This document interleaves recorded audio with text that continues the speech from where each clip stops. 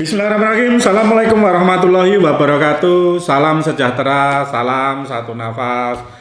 Teruntuk sedulur-sedulurku dimanapun kalian berada, spesial lur, malam Jumat Pon, kebetulan juga ruan. Walaupun suasana agak gerimis, semoga streaming kali ini akan membawa manfaat buat dulur-dulurku dimanapun kalian berada. Kembali lagi berbagi pengalaman lur dengan saya. Khusus malam hari ini nih mereview pertanyaan saudara kita Mas Mawardi SPD. Mbah No, saya sebagai seorang guru saat ini dan saya juga menggandrungi dunia spiritual. Sering saya mendengar tentang cerita-cerita saudara kembar Mbah No, sedulur papat limo pancer.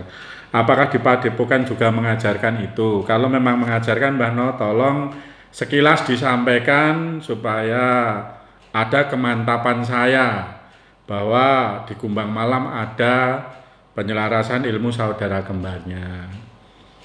Sebelumnya saya ucapkan terima kasih. Dalam waktu dekat Mbah No, saya akan segera bersilaturahmi. Salam satu nafas Mbah No. Nggih. Kanggo dulurku Mas Mawardi. Kebetulan ini juga ruan Mas Mawardi nggih. Kalau kita membahas tentang namanya saudara kembar atau sedulur papat limo pancer, sebelumnya Mas Mawardi harus menanyakan dulu, atau saya tanya dulu, untuk apa sih belajar tentang ilmu saudara kembar ini? Apakah memang pengen mengetahui saja, atau sebagai bahan makalah untuk pendidikannya, atau memang pengen mendalami, pengen menguasai ilmu saudara kembar ini? Karena gini Mas Wardi, banyak orang menceritakan tentang saudara-saudara kembar.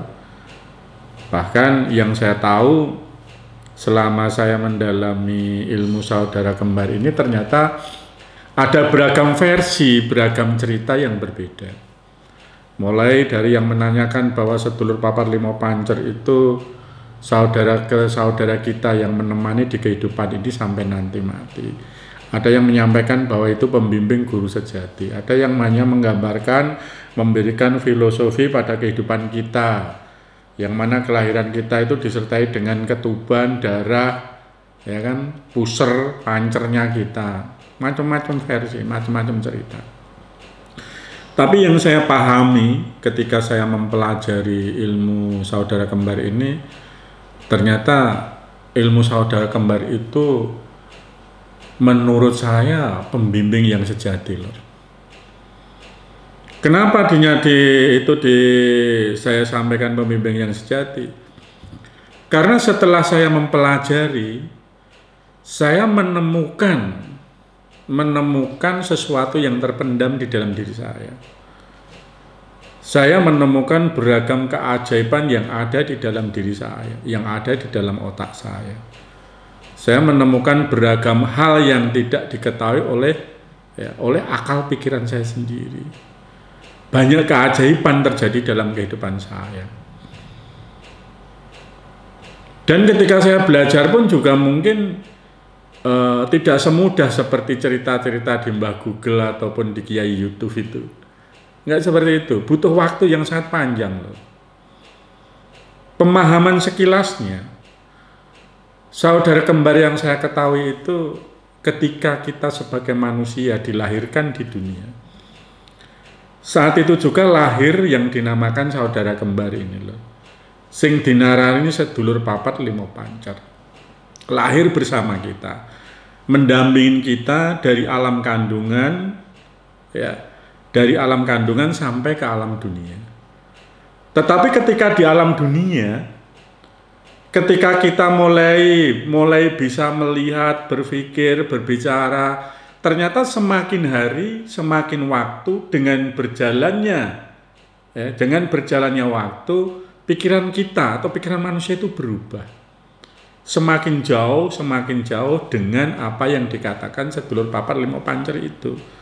Walaupun saudara kita ini melindungi kita terus di setiap waktu, setiap data, setiap menit. Dia melindungi, mengikuti kita. Tapi kita abaikan begitu aja.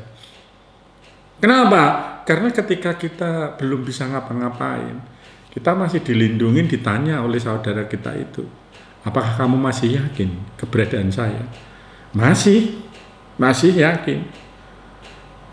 Tapi ketika mulai beranjak mulai katakanlah kita sudah dengar, sudah bisa meminta sesuatu ke orang tua, akhirnya berubah pikiran kita. Apakah kamu masih yakin? Keyakinannya berubah. Dia yakin bahwa segala yang mencukupin adalah orang tuanya. Mulailah kita ini diperbudak oleh pikiran kita. Kita semakin jauh dengan saudara batin kita. Kita semakin jauh dengan guru kita sehingga kita mengandalkan otak. Karena apa? Segala sesuatu yang terjadi dalam kehidupan kita, sumber utama adalah pemikiran.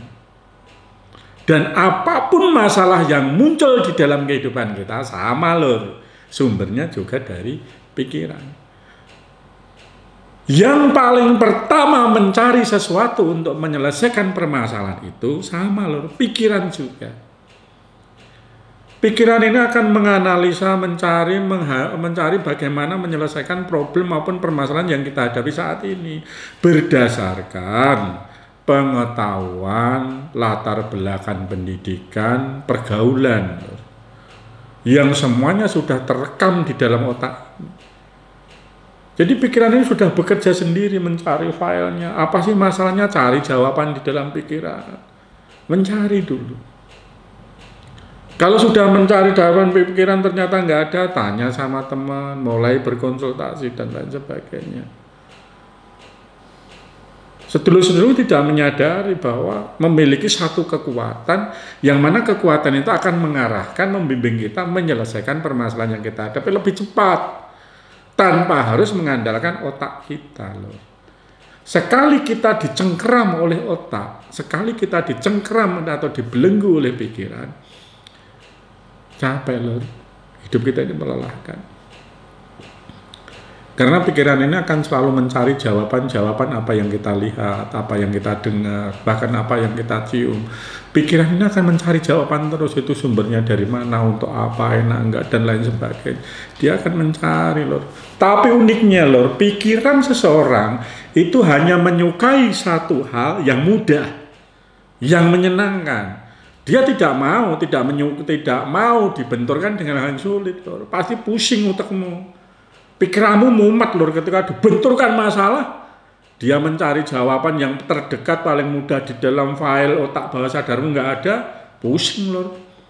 Semakin dicari dia akan semakin pusing. Kenapa? Karena pikiran kita ini hanya mencari yang mudah, file-file yang mudah, yang tercepat. Contoh sederhana, lapar, nggak ada makan, cara gimana? Yang penting makan. Solusi kita tidak punya uang, solusi cepat pikiran tunjukkan, pinjam aja ke si A, si B, dan D. Itu solusi-solusi yang diberikan oleh pikiran kita. Tapi cobalah, kalau di dalam perjalanan kehidupan kita ini bisa berdampingan dengan namanya saudara batin kita ini, semuanya akan berbeda loh. Tapi anehnya saudara batin kita ini tetap memberi kesempatan kepada kita. Beliaunya menyampaikan gini, nggak apa-apa kamu nggak percaya sama saya, nggak apa-apa kamu menjauh dengan aku, tapi di akhir balikmu nanti, kamu pasti akan mencari diriku. Nah itu yang dibisikkan oleh saudara tua kita, saudara batin kita.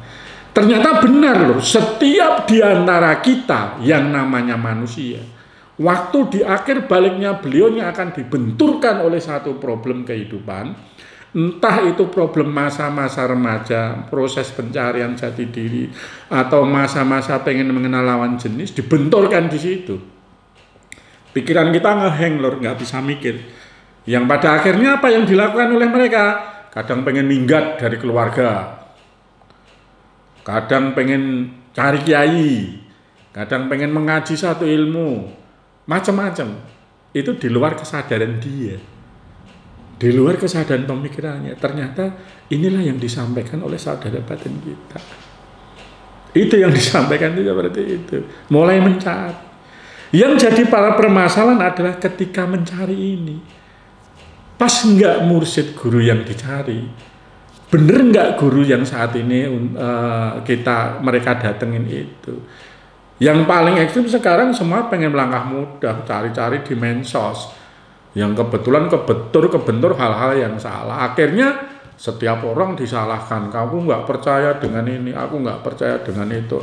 Karena apa? Ngeblank otaknya. Dalam proses pencarian itu bahkan orang itu suka menyendiri, pengen mencari apa, gitu. Merenung, kadang nangis sendiri. Disitulah saudara kembar kita atau sedulur batin kita ini udah mulai mendekat, memberikan hiburan secara batinnya. Secara batinnya diberi hiburan, sudahlah, tenang. Bahasanya itu masih ada saya. Cukuplah dengan yang kamu lakukan itu. Walaupun yang kamu cari hal yang salah, tapi yakin kamu akan menemukan siapa aku. Terus gitu loh. Makanya siapapun yang pengen mempelajari yang dikatakan saudara kembar atau sedulur tua ini, harus benar-benar paham loh, harus benar-benar mencari orang yang mengerti. Tidak harus dengan Padepokan Kumbang Malam, tidak harus dengan saya, dengan siapapun bisa yang punya pemahaman dulu. Kalau saya tanya untuk apa kamu belajar saudara kembar di awal tadi, kenapa? Karena ketika orang mempelajari ilmu ini butuh waktu yang panjang loh. Kadang orang-orang nggak sadar hanya buang-buang waktu, mengadakan kegiatan-kegiatan spiritual, kegiatan-kegiatan ritual yang harus dilakukan dengan hal yang sama, dengan waktu yang sangat panjang. Kadang orang itu mudah menemukan titik jenuh karena pikiran kita ini nggak mau dikalahkan oleh hal seperti itu. Di sisi lain, sedulur-sedulurku juga harus menyadari bahwa di dalam pikiran kita itu ada satu kekuatan yang sangat hebat yang membelak-belokkan, yang merubah, yang mencengkeram diri kita. Apa namanya? Setan. Hati-hati. Nggih, mungkin itu sekilas yang tak sampaikan. Menggebu-gebu lho ada cerita sedulur tua. Nah, tapi gimana waktu? Semoga aja akan ada manfaat buat sedulur-sedulurku di luar sana. Tapi yang jelas apa yang saya sampaikan ini adalah pemahaman dari saya loh, dari sesuatu yang saya pelajari. Seandainya saudara-saudaraku di luar sana punya pemahaman yang lain, ayo kita duduk bersama lor, kita berbagi. Siapa tahu apa yang kita punya akan bermanfaat buat saudara-saudara kita yang lain. Kita punya kemampuan lor, untuk apa kalau kita tidak bagikan? Ye lor, semoga manfaat. Wassalamualaikum warahmatullahi wabarakatuh.